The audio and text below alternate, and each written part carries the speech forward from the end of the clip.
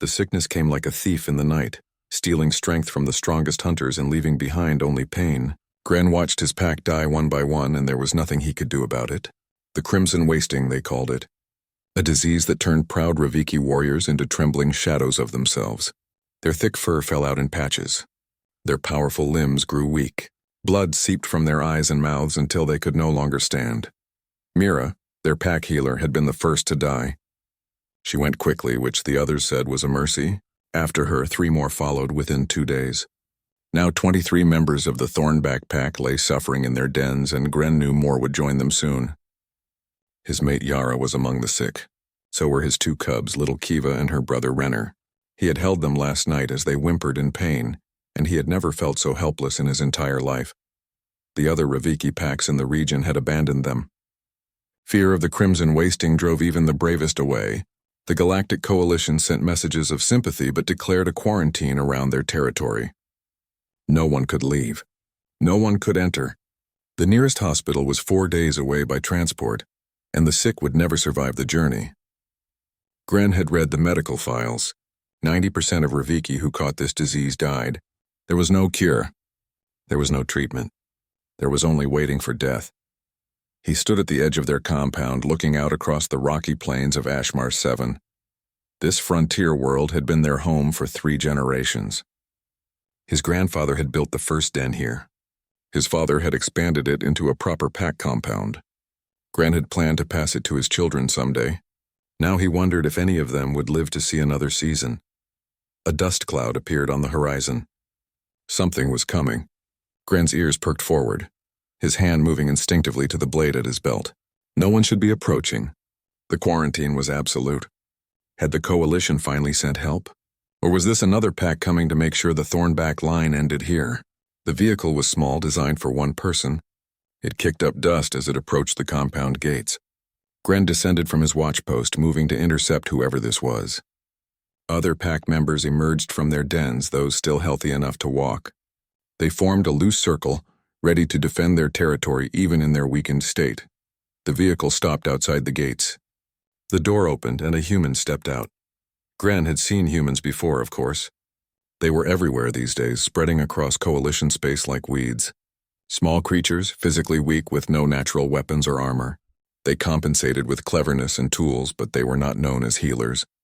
The great physicians of the galaxy were Zentarii with their analytical minds, or Karathi with their instinctive understanding of biological systems. Humans were mechanics and soldiers and merchants, not doctors. This human was a woman, dark-skinned with close-cropped hair going gray at the temples. She wore simple field clothes and carried a large medical kit over one shoulder. She looked tired, like she had not slept in days. When she saw the assembled Raviki, she did not flinch. She simply walked forward until she stood just outside the compound gates. "My name is Lena Okoye," she said in clear Raviki dialect. "I'm a medic with the Coalition outpost. I heard about your situation. I came to help." Gren stared at her. "The quarantine forbids anyone from entering this zone. You will die here with us if you stay." "I know," Lena said. "I voided my contract with the Coalition. I'm here as a private citizen. They can't stop me." "Why would you do such a thing?" Gren demanded. "We are nothing to you. Humans have no obligation to a dying Raviki pack." Lena shifted the medical kit on her shoulder. "I'm a doctor. When people are dying and I can maybe help, I don't need an obligation. I just need to try."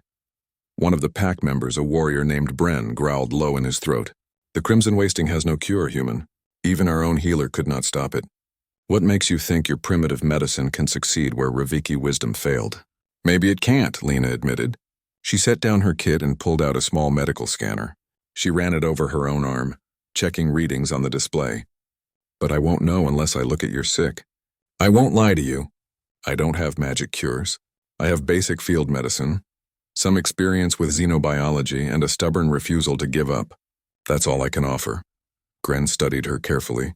Humans were known for many things, but self-sacrifice for aliens was not typically one of them.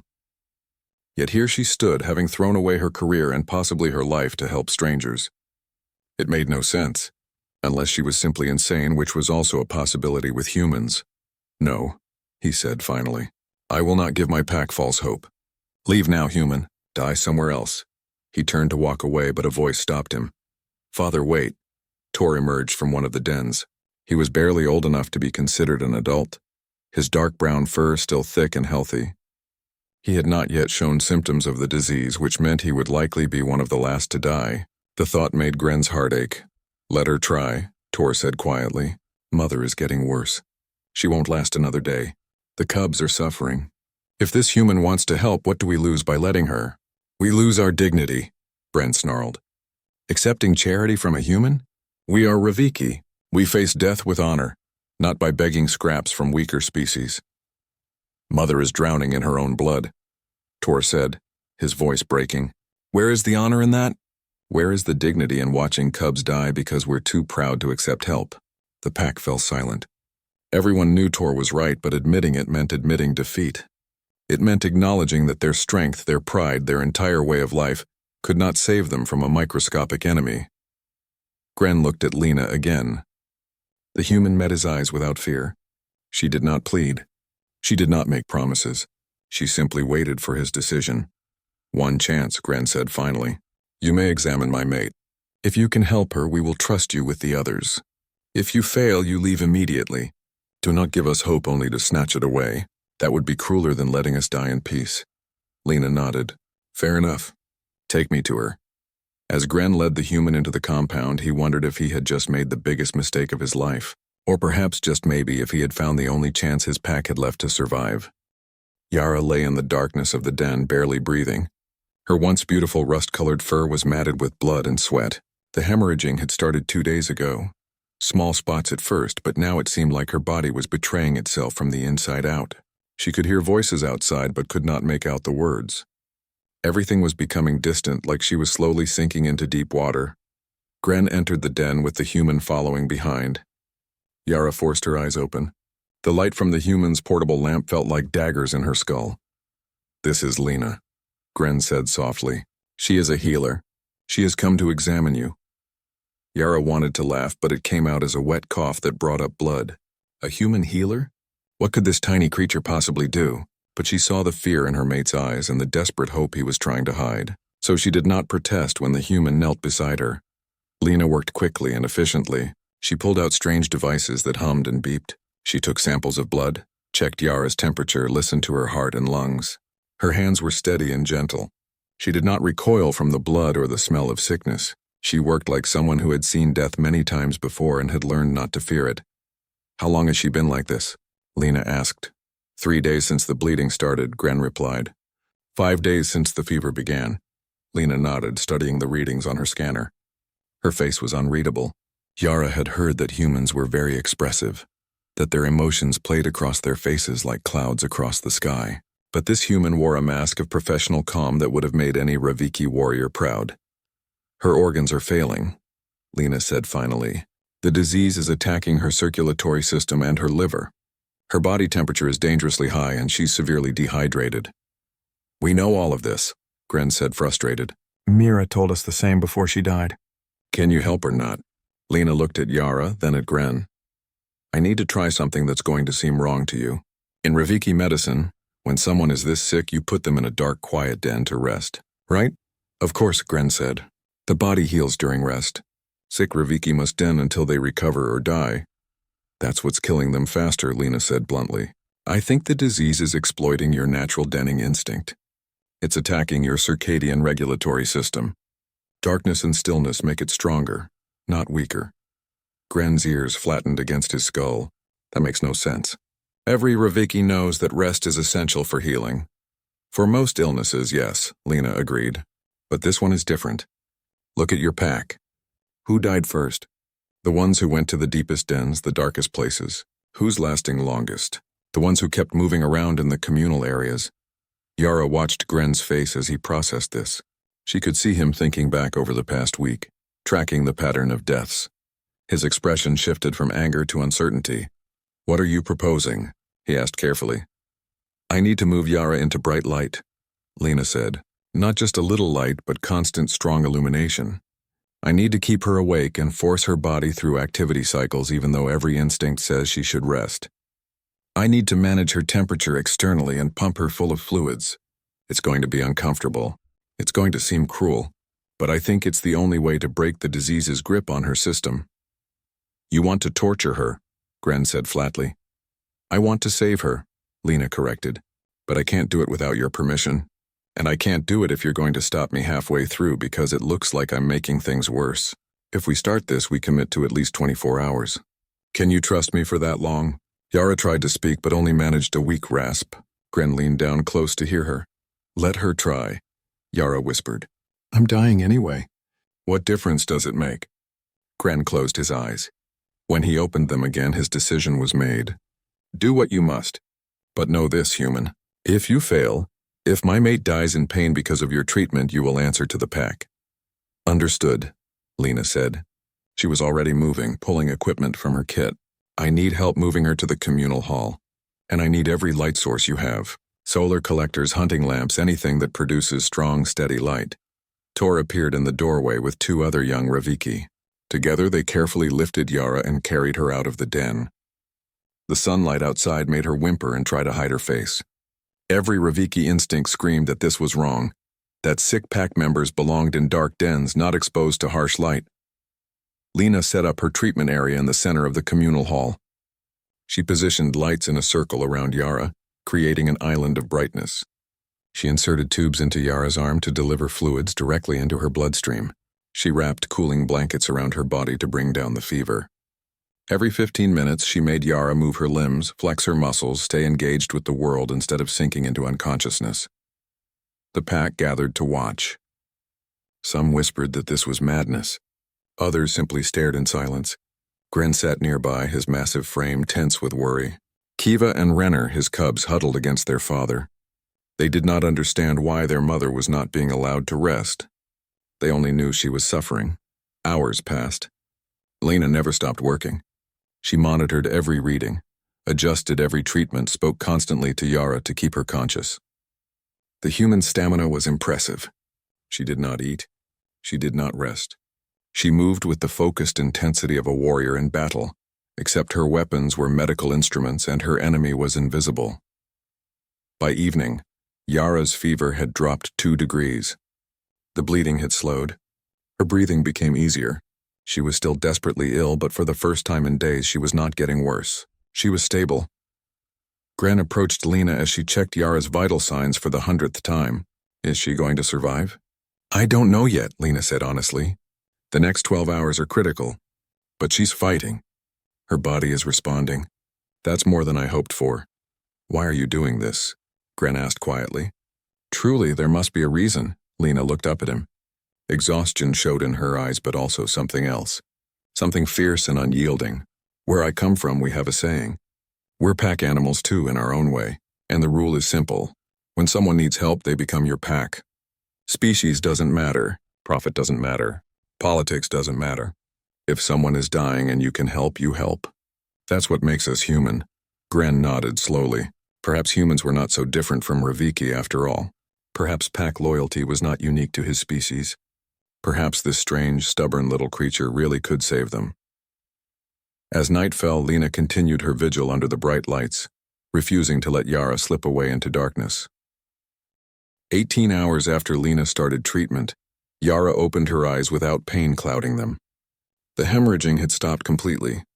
Her fever was almost normal. She was weak, barely able to lift her head, but she was conscious and aware.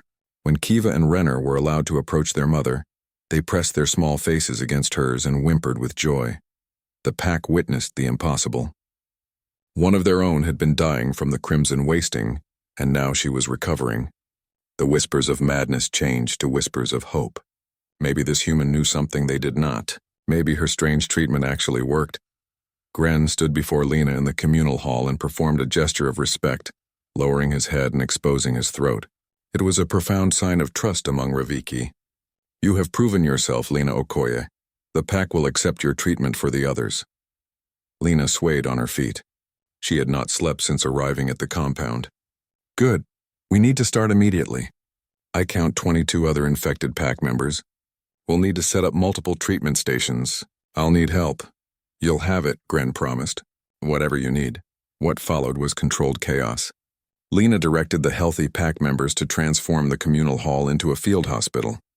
They brought every light source available, rigged up solar collectors, and arranged sleeping mats in rows. One by one, the sick were brought out of their dens into the bright treatment area. Many protested. Some had to be carried unconscious, but Gren's word was law and the pack obeyed. Tor became Lena's shadow. He watched everything she did, asked questions constantly, and learned faster than anyone expected. He helped insert fluid lines, monitored vital signs, and even prepared the cooling blankets. For a young Raviki with no medical training, he showed remarkable aptitude. "Why does the light help?" Tor asked as they worked on their fifth patient, an elderly female named Senna. "Your species evolved on a planet with very short days and long nights," Lena explained while checking Senna's temperature. "Your entire biology is tied to specific light cycles. This disease hijacks that system. It convinces your body that it's night. Time to den, time to shut down. The constant light disrupts the disease's control. It keeps your circadian system active, which keeps your immune system fighting." "But how did you know this?" Tor pressed. "Raviki healers studied this disease for years. They never found this connection." Lena smiled tiredly. "Sometimes an outsider sees patterns that insiders miss. Humans had a similar disease on Earth centuries ago. It attacked our circadian systems too. The treatment principles are the same, just adapted for Raviki biology. Humans had this sickness too?" Tor's ears perked forward with interest. "Humans have had every sickness imaginable," Lena said. "We're fragile creatures. We break easily, so we got very, very good at fixing what breaks. Our entire medical science came from necessity. We had to learn or die." She moved to the next patient, a young warrior named Dre, who was in the disease's middle stages. His breathing was labored and blood trickled from his nose. Lena worked efficiently, setting up his treatment station while Tor assisted. They fell into a rhythm, human and Raviki working together as if they had been doing this for years rather than hours. But despite their efforts, not everyone could be saved. Old Bram, who had been sick longest, died in the evening. He went peacefully, surrounded by his pack, with Lena holding his hand as his breathing stopped. 2 others followed over the next 2 days, both too far gone when treatment started. Each death weighed on Lena like a stone. She had known she could not save everyone, but knowing did not make it easier. The pack performed their death rituals, singing the fallen into their final rest. Lena stood apart, feeling like an intruder in these intimate moments. But Yara, now strong enough to stand, came to her side. "You honor them by grieving," Yara said softly. "A healer who feels no pain at losing a patient is no healer at all. Come, you are pack now. You stand with us." So Lena joined the circle and sang with them, her human voice mixing with Raviki howls in a strange but fitting harmony. She had saved most of the pack, but these 3 deaths would stay with her forever. She would remember their names. She would carry them, days blurred together. Lena ran on willpower and whatever stimulants she could safely take. She taught Tor everything she knew, training him to handle basic treatment so she could focus on the critical cases. The young Raviki was a natural healer, gentle but decisive, able to make hard choices when necessary. He would be an excellent physician someday, better than most Lena had worked with. 2 weeks after Lena arrived, the crisis finally broke. The last patients were stabilized. No new cases appeared. The Crimson Wasting was in retreat. Of the original 47 pack members, 38 had survived. 9 had died, including Mira, who fell before Lena arrived. In any other outbreak of this disease, all 47 would be dead. The pack understood this. They had witnessed a miracle, or at least what passed for one in a universe governed by medicine rather than magic. But victory came with a price. Lena's immune system, weakened by exhaustion and stress, finally betrayed her. She collapsed during a routine checkup, falling face first onto the floor of the communal hall. Fever consumed her within hours. Her body, pushed beyond its limits, simply gave up. When she woke, she was in a den, but not a dark one. Lights surrounded her bed, and cooling blankets covered her body. A fluid line ran into her arm.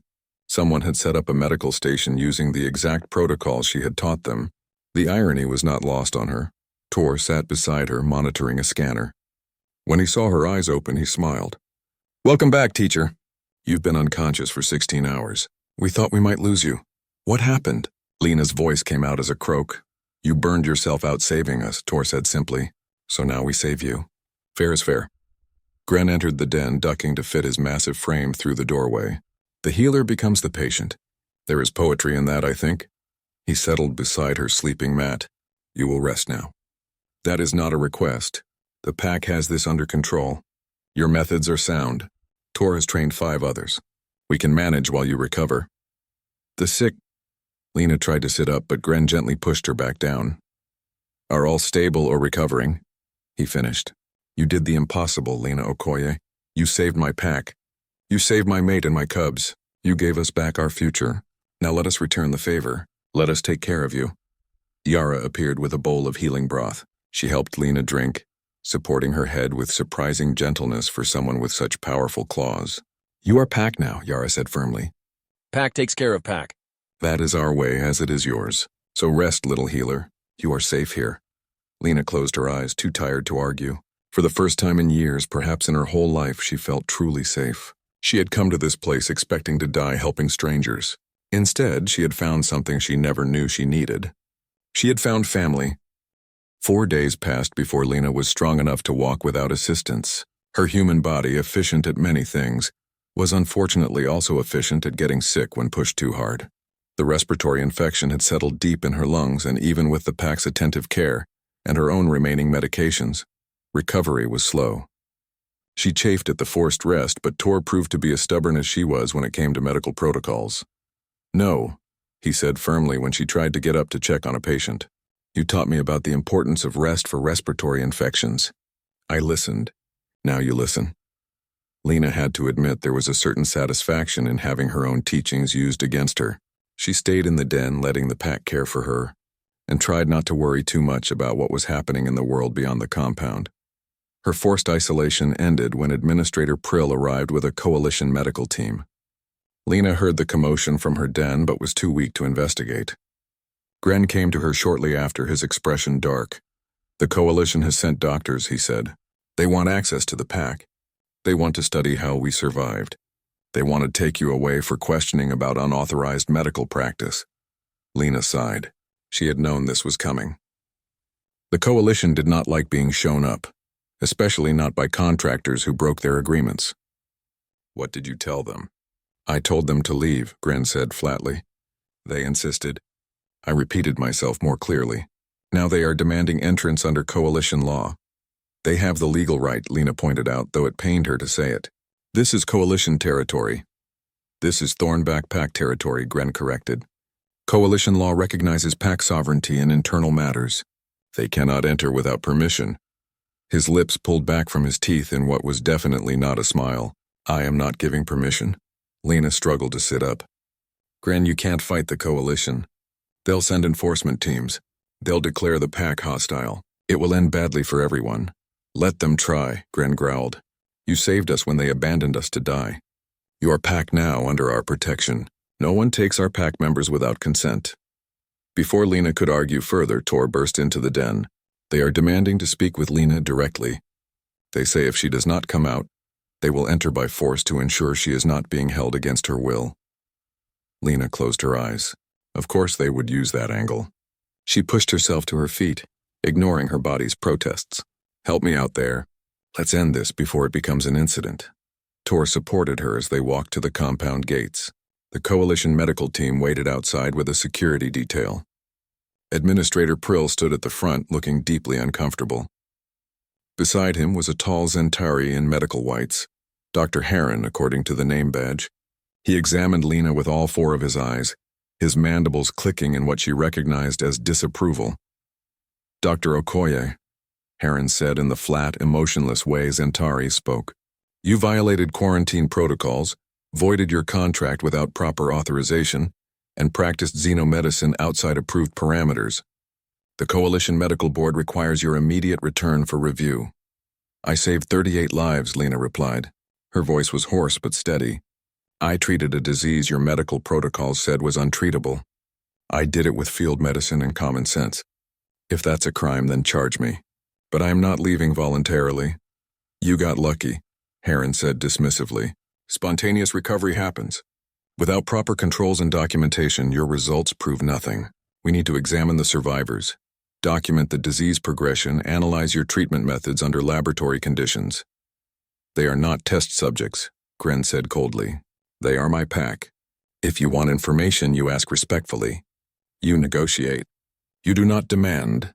Prill raised his hands in a placating gesture. Please let us not escalate this situation. Dr. Okoye, we simply need you to share your findings with the medical community. Other Raviki settlements are experiencing outbreaks. Your treatment protocols could save lives. That got Lena's attention. How many other outbreaks? 6 confirmed settlements, Prill admitted. 3 are in critical condition. The Riverside Pack has lost 18 members already. The Stonecrest Pack is down to 12 survivors from 39. The Coalition medical response has been ineffective. Lena felt something cold settle in her stomach. More packs were dying while she recovered in a den. More families were watching their loved ones bleed out because doctors like Heron thought they knew better than a field medic with practical experience. I will share everything, she said. Complete treatment protocols, theory, implementation guides. But I have conditions. You are in no position to make demands, Heron began, but Prill cut him off. What conditions? The administrator asked. First, Tor gets full credit as co-researcher and gets accepted into a coalition medical program with full sponsorship. He earned it. Second, I coordinate treatment for the other outbreaks remotely. I am not recovered enough to travel, but I can guide other healers through the process. Third, the Thornback Pack receives official recognition from the coalition for their cooperation. No punitive measures for accepting my help. Prill considered this. The first 2 are acceptable. The third requires higher approval, but I will recommend it. Anything else? Yes, Lena said. Dr. Heron apologizes to Gren and his pack for showing up here with armed guards and treating survivors of a plague like criminals. Then he asks politely if he may interview willing pack members about their experience. Heron's mandibles snapped shut with an audible click. For a long moment, Lena thought he might refuse. Then, surprisingly, the Zentari performed a small bow toward Gren. My approach was inappropriate, Heron said stiffly. I allowed professional skepticism to override basic courtesy. If any of your pack are willing to share their experiences, I would be honored to listen. Gren studied the doctor, then nodded slightly. Some may speak with you, but you will show respect. These are not lab specimens. They are people who suffered and survived. Remember that. Over the next 2 days, Lena worked with Heron and his team to document everything. She explained her theory about the disease attacking circadian systems. She demonstrated the light therapy protocols, the fluid management, the temperature control. She showed them her notes, her observations, her results. To his credit, Heron listened without interrupting and asked intelligent questions. Tor participated in every discussion, explaining what he had learned and how he had adapted the treatments for individual patients. The medical team was impressed with his knowledge. One even commented that he showed more practical skill than many first-year residents. Prill confirmed on the spot that Tor would receive a full scholarship to the Coalition Medical Academy. The third day brought a formal ceremony. The pack gathered in the communal hall, healthy members mixing with those still recovering. Gren stood at the center with Lena beside him. In his hand, he held a ceremonial blade passed down through generations of pack leaders. Lena Okoye came to us when we had no hope, Gren announced. She gave everything she had to save us. She asked nothing in return. By the old laws and the old ways, we claim her as pack. She is no longer an outsider. She is Thornback. She is ours and we are hers. He made a small cut on his palm, then offered the blade to Lena. She did not hesitate. She cut her own palm and pressed it to his, their blood mixing. One by one, every pack member came forward and did the same. By the end, Lena's hand was covered in blood from dozens of cuts, and her heart was so full she thought it might burst. Your pack name is Brightpaw, Yara declared, using the traditional right of the pack leader's mate. She who brought light into darkness. The pack howled their approval, and Lena howled with them, her human voice strange but welcome in the chorus.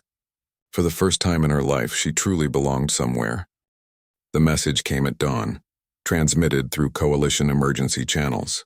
The Riverside Pack was dying, 18 dead already, 23 more infected, and their healer was begging for help. They had heard about the human who saved the Thornback Pack. They wanted Lena to come. They needed her to come. They were willing to pay any price. Lena read the message 3 times, her stomach twisting. She was barely recovered from her own illness. Her lungs still ached when she breathed deeply. She had lost weight she could not afford to lose, traveling to another settlement, exposing herself to the disease again, pushing her body past its limits for a second time. It might kill her. Probably would kill her. No, Gren said flatly when she mentioned the message. Absolutely not. You are Pack. Pack protects its members. I forbid it. You cannot forbid me from helping people who are dying, Lena argued.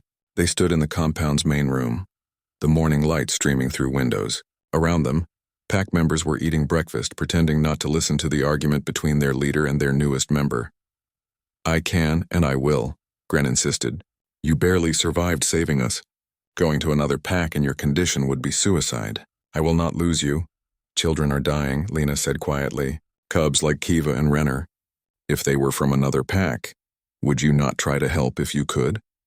Gren's ears flattened. It was a low blow and Lena knew it. But she also knew it was true. The Raviki prized their young above all else. The thought of cubs suffering while adults stood by was anathema to their entire culture. Then I will go, Tor said, stepping forward. I know the treatment protocols. I have successfully treated patients here. Send me instead, Lena shook her head. You're skilled, Tor, but you have 2 weeks of experience. If something goes wrong, if the disease presents differently, you need more training to adapt. I am not saying this to dismiss you. I am saying this because I know what field medicine requires. Then what do you propose? Yara asked, entering the discussion. Gren is right that traveling would likely kill you. The cubs are right that we cannot ignore dying packs. There must be another way. Lena had been thinking about this since the message arrived. Remote consultation. I stay here where I am safe. Tor goes to Riverside as my proxy. I guide him through treatment using live communication. He is my hands in the field.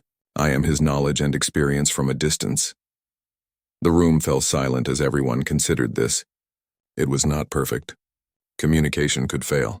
Tor might face situations beyond his ability to handle, but it was better than letting another pack die, and it kept Lena from destroying what was left of her health. The Coalition will never approve this, Gren pointed out. Heron barely accepted your credentials. They will not allow an untrained youth to practice medicine on his own. Then we do not ask permission, Lena said. Tor goes as a volunteer, not an official medical practitioner. I provide advice as a private citizen. The Coalition cannot regulate private consultations during emergencies. Prill, when contacted, was predictably unhappy with this plan. But he was also pragmatic. If another pack dies when treatment exists, there will be political consequences. Do what you must, Dr. Okoye. I will delay official response until you have 48 hours to make a difference. Tor left within the hour, carrying medical supplies and equipment that Lena had carefully assembled. She drilled him one last time on procedures, on what to watch for, on how to adapt if things went wrong. He listened with complete focus, his young face serious with the weight of responsibility.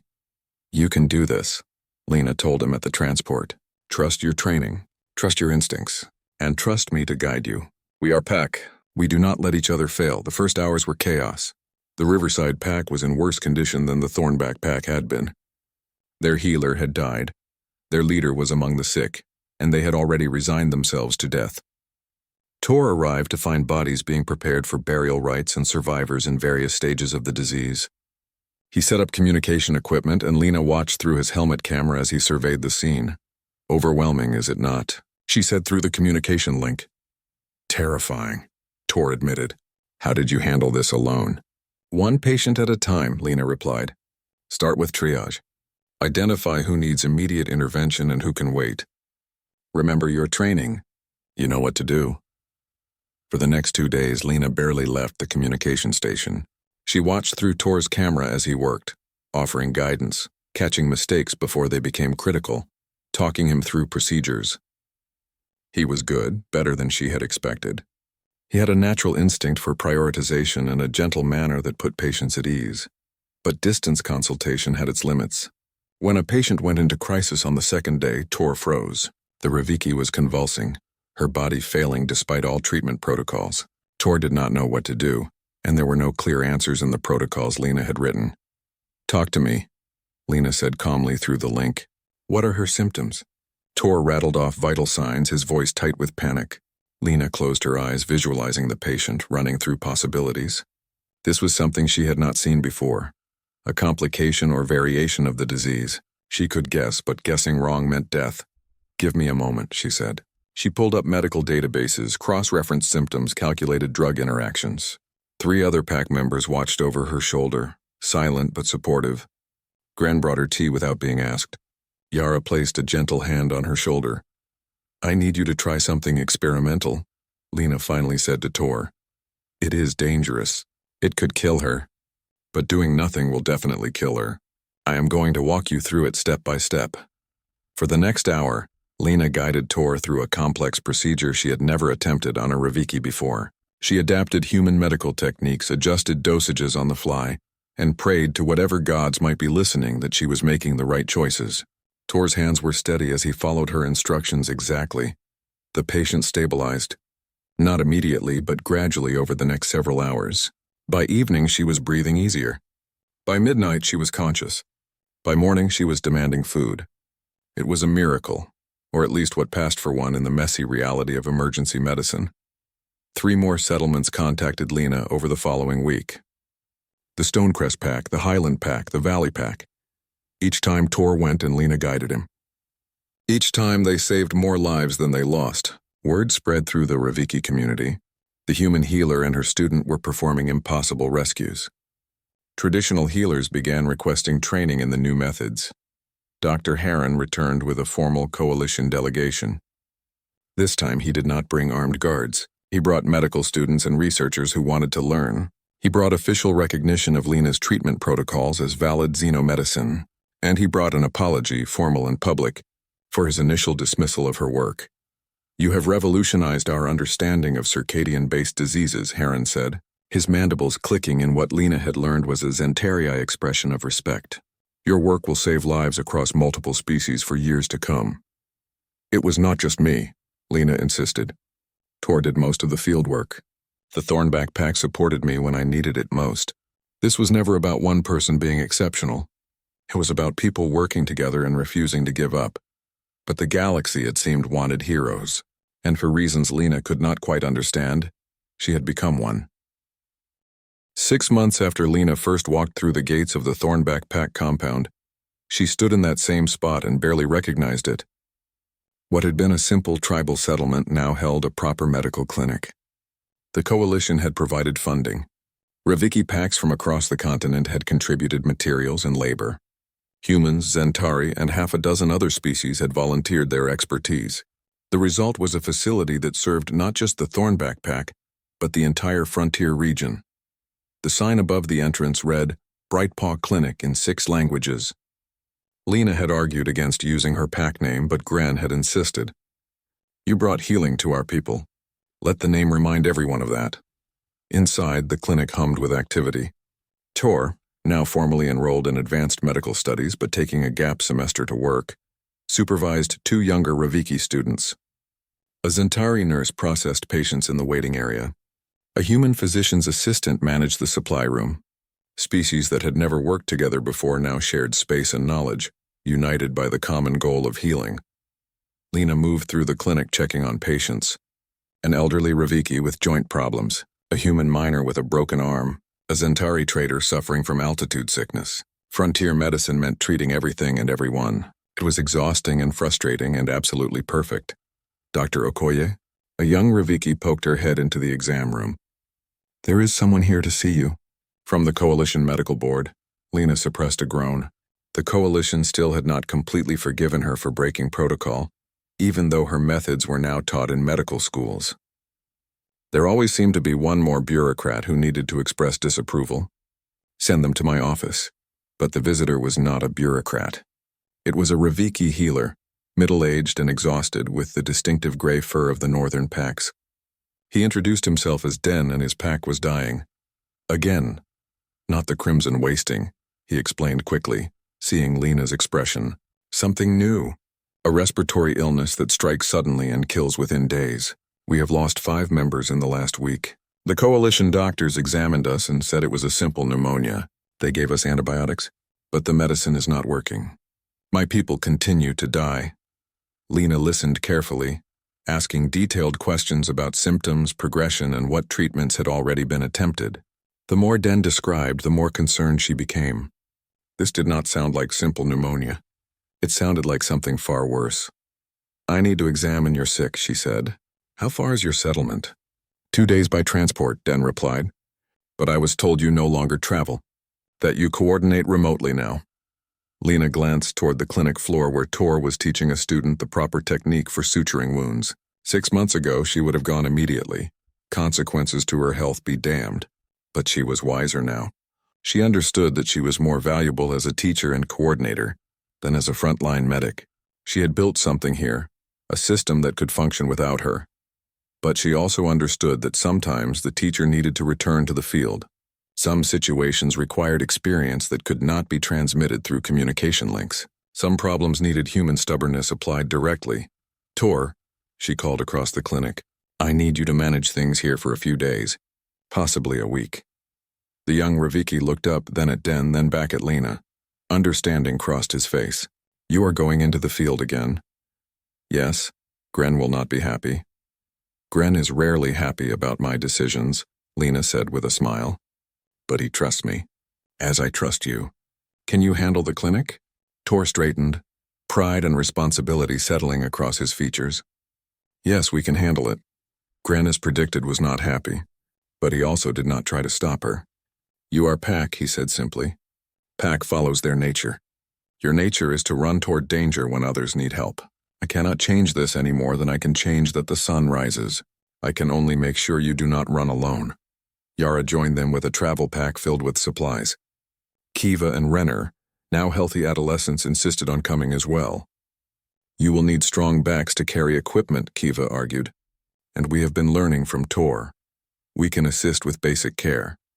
So Lena traveled north with a strange caravan, a worried pack healer, a protective pack leader, a fierce pack mother, and 2 enthusiastic teenage Raviki, who thought field medicine was the most exciting thing in the world. It was perhaps the strangest medical team the frontier had ever seen. The northern settlement was in crisis when they arrived. The sick were isolated in dens, dying in darkness according to traditional methods. Lena recognized the mistake immediately. Not the crimson wasting, no, but a disease that similarly exploited Raviki denning instincts. The coalition doctors had treated the symptoms while missing the underlying pattern. Bring them into the light, Lena ordered. All of them. Set up treatment stations exactly as we did for the crimson wasting. Aggressive supportive care, environmental manipulation, and close monitoring. The northern pack was skeptical. Their leader, an old female named Gret, demanded proof that this human knew what she was doing. Gren vouched for Lena. Yara showed the scars on her palms, proof of pack bond. Kiva and Renner spoke about how Lena had saved their lives. The northern pack, desperate and with no other options, agreed. For 3 days, Lena worked alongside Gren, Yara, and the cubs. She taught the northern pack's healers. She adapted her protocols to this new disease. She stayed awake for 36-hour shifts because people were dying, and she refused to rest while they fought for their lives. It was exactly like the first time, except now she was not alone. Now she had pack supporting her. 8 of the northern pack survived out of 11 infected. Not perfect, but infinitely better than the alternative. Gret performed the pack adoption ceremony, claiming Lena as honorary northern pack member. It was unprecedented for someone to belong to multiple packs, but as Gret said, unprecedented times call for unprecedented honors. When Lena returned to Thornback territory, exhausted but satisfied, she found the clinic had run smoothly in her absence. Tor had handled 2 emergencies and several routine cases. The medical students had assisted competently. The system worked even without her constant presence. She had built something that would outlast her, something that would continue helping people long after she was gone. That evening, the pack gathered for a communal meal. It had become tradition to share food every few days, a way to maintain bonds in the midst of busy lives. Lena sat with her pack family, Kiva and Renner arguing playfully while Yara separated them with patient firmness. Gren discussed settlement politics with several pack elders. Normal, domestic, peaceful. You are thinking too much, Yara observed, nudging Lena with her elbow. I can see it in your eyes. What troubles you? Nothing troubles me, Lena said honestly. I am just realizing how far we have come. 6 months ago, I walked into a dying settlement with a medical kit and a stubborn refusal to accept defeat. Now look at us. We have a clinic. We have trained healers. We have saved hundreds of lives across multiple settlements. It is more than I ever imagined possible. You are wondering what comes next, Gren said, always perceptive. You are wondering if this is enough or if there is more work to be done. Lena smiled. There is always more work to be done. The frontier is vast and medical care is limited. Every settlement faces challenges. Every species brings unique medical needs. I could spend 10 lifetimes out here and barely make a dent. Then you will make the dent you can make, Yara said firmly. You will save the lives you can save. You will teach the students you can teach. That is enough. That is more than enough. A message arrived during the meal. A mining colony 3 days away was requesting consultation for a mysterious illness affecting their workers. Lena read it, already mentally cataloging supplies and planning logistics. Tor could handle this one remotely. Or perhaps it was time to send him solo, with backup available if needed. The clinic had 3 other qualified medics now. They could coordinate coverage. She looked around at her pack family, at the clinic visible through the windows, at the settlement that had become her home. She thought about the girl she had been, orphaned and alone, joining the Coalition Medical Corps because she had nowhere else to go. That girl had been searching for purpose, for meaning, for something to believe in. She had found it in the most unlikely place. Not in prestigious research positions or advanced medical facilities, but in a dying pack on a frontier world, surrounded by aliens who had become family. She had found it in the simple, stubborn act of refusing to give up when everyone else said hope was lost. Send a reply, Lena told Kiva, who was nearest the communication terminal. Tell them we will coordinate treatment protocols. Tell them help is coming. Tell them not to give up. Because that was what humans did. That was what made them exceptional. Not strength or intelligence or advanced technology. Simply the bone-deep refusal to accept that anyone had to die alone and forgotten. Simply the willingness to keep trying when every rational calculation said to quit.